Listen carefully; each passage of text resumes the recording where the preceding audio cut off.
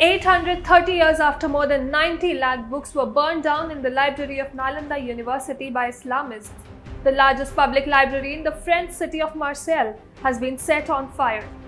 The perpetrators understand that knowledge is everything, but the victims have still not figured it out. France is burning for the last 4 days. Trains and buses have been burnt, public and private vehicles have been torched, stores are being looted. More than 800 rioters have been arrested and more than 500 policemen have been injured so far. The entire African and Muslim community has come out to create ruckus on the streets of France. They are calling it protests against racism, but it seems like a small constituent of France's population were just looking for an excuse to show their unity. The 9%, mostly immigrant community has wreaked havoc on the majority predominant French, and the former generals of the French army have warned of a deadly civil war in the coming days. Namaskar, you're watching In Focus with me, Ananya Raheja.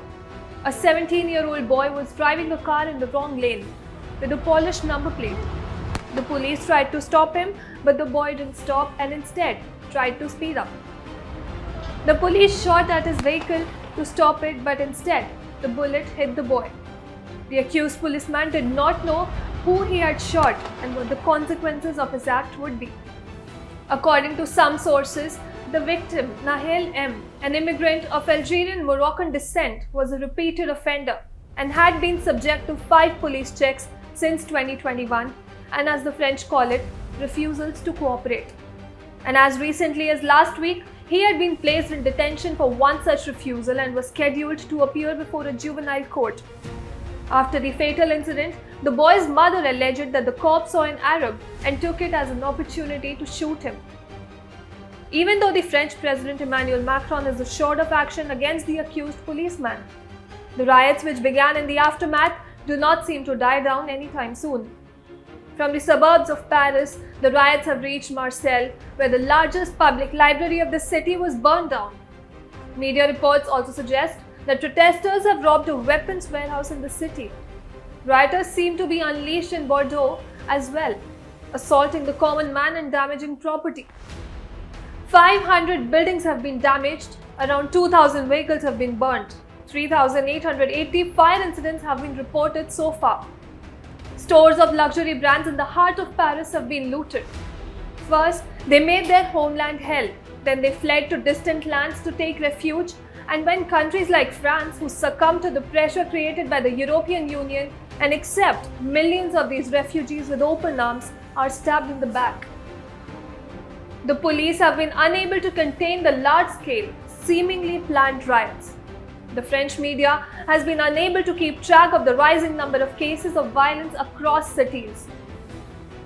Attacks, riots, murders, rapes and loots have become the new normal in a country struggling with mass legal or even illegal immigration. Similar scenes occurred in France last year during the FIFA World Cup when France defeated Morocco. Moroccan fans took to the streets and began rioting against the French team and authorities.